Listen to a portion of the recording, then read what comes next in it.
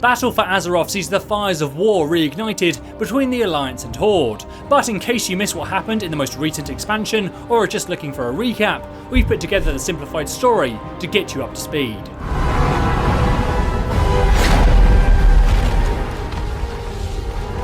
Rolling the clock all the way back, and of course we have the Great Wars between the Alliance and the Horde. But over the years, a series of world-ending threats saw the two factions become somewhat united against their common enemies.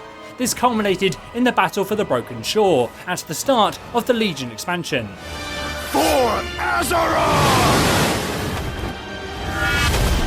An alternate timeline version of Gul'dan was sent over to Azeroth, where he unlocked the power to launch a new invasion of the Burning Legion. Gul'dan!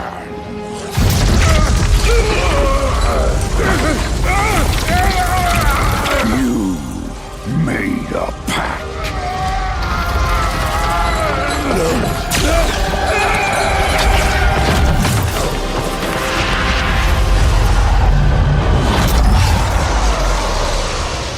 The Horde and Alliance attempted to stop the invasion, however eventually they were overwhelmed. During the battle, Vol'jin, the war chief of the Horde, was gravely wounded and instructed Sylvanas Windrunner not to let the Horde die, and seeing the battle was clearly lost, she ordered them to retreat.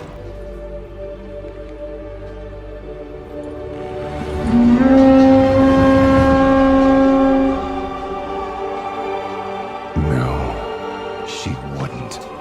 However, from the Alliance's perspective, who were unaware of the dire situation the Horde were facing, this seemed like betrayal.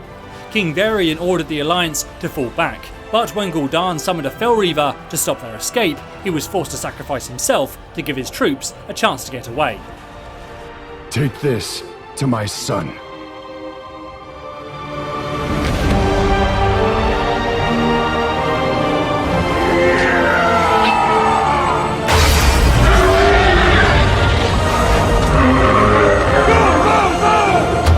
So, with both factions losing their rulers, it meant a change in leadership was necessary, as Anduin became king and Sylvanas was appointed war chief.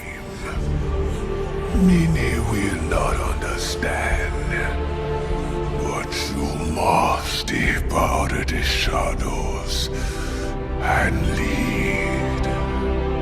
You must be war chief.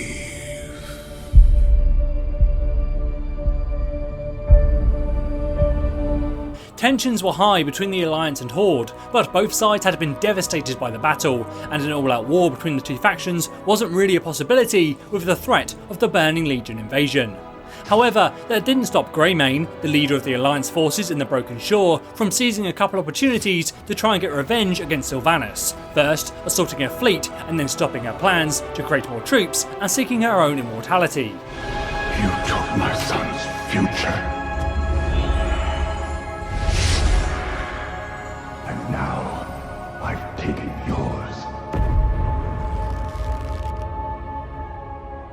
Back to stopping the Burning Legion, and it was clear a new source of power would be needed, so the player had to learn to master artifact weapons and find the pillars of creation that held the power to stop the invasion. Eventually we learned about the elven city of Suramar, that is now home to the Nightborne. Their leader had allied with Gul'dan and the Legion, and those who refused to fall in line or spoke out against the decision were cast out of the city. As the elders planned their surrender, some of us rebelled. We failed. Now the devils have taken Suramar. And by the curse of the Nightwell, I am damned to wither away. As my city burns. Both the Alliance and the Horde helped those who were cast out in what was known as the Nightborne Rebellion, and in the process took back control of the city. After succeeding here, the players were able to put the soul of Illidan Stormrage back in his body, and in turn kill Gul'dan.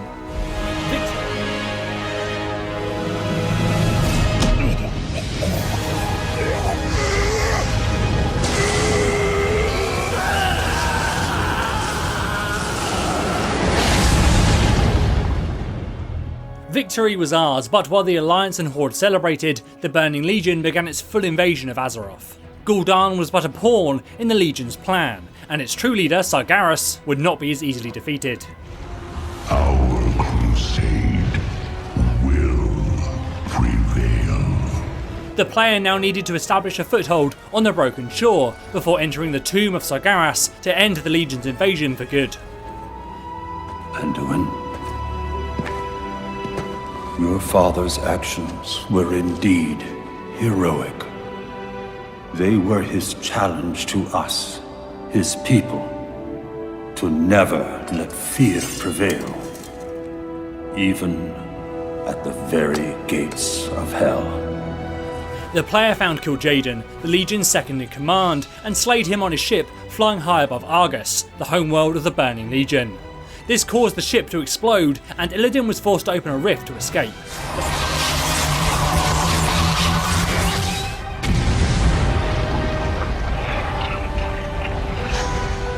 Khadgar, take us home!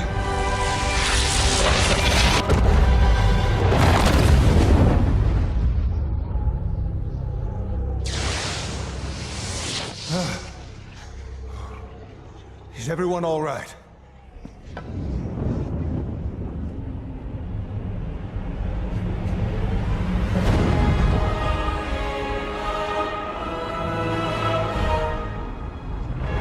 What have you done? Sometimes the hand of fate must be forced. The plan worked, but it also left Argus and Azeroth right next to each other, forcing the people of Azeroth to launch an attack against the Legion's homeworld. Along with some help, the players were able to gain ground on Argus, free the friendly titans that were trapped there, and eventually defeat the Legion's champions. However, Sargeras was still determined to destroy Azeroth, and just before he was pulled away by the titans, he managed to plunge his sword into the planet's surface. The planet survived, but the damage to Azeroth's soul was undeniable.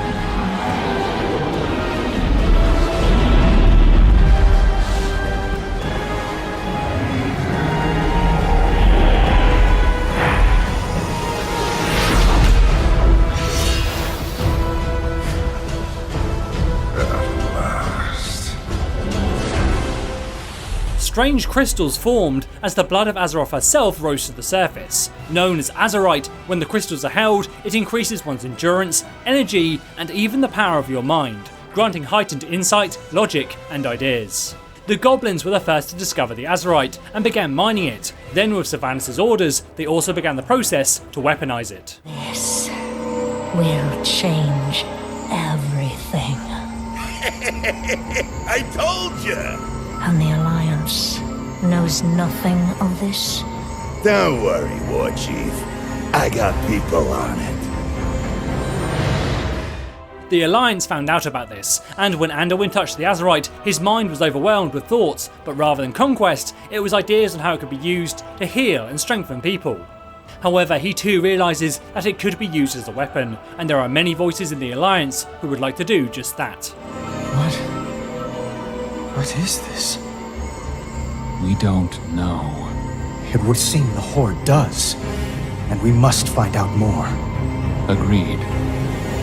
We have eyes on it. Both sides began to fight over the Azerite, fearing the damage that could be done if it fell into the hands of their enemy. Eventually, Sylvanas leads the Horde in an attack on Teldrassil, the home of the Night Elves, and the Alliance's largest bastion of power in the otherwise Horde-controlled continent. In the process, she found a mortally wounded Night Elf. You can kill us, but you cannot kill hope. Can't I?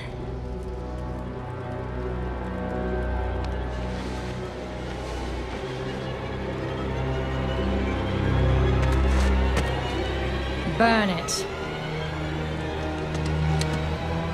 Burn it!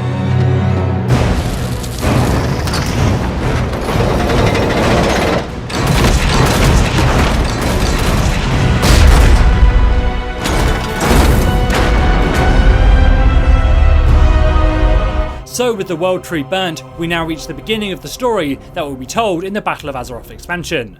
The story will begin with the battle for Lordaeron as the Alliance strikes back against the Horde.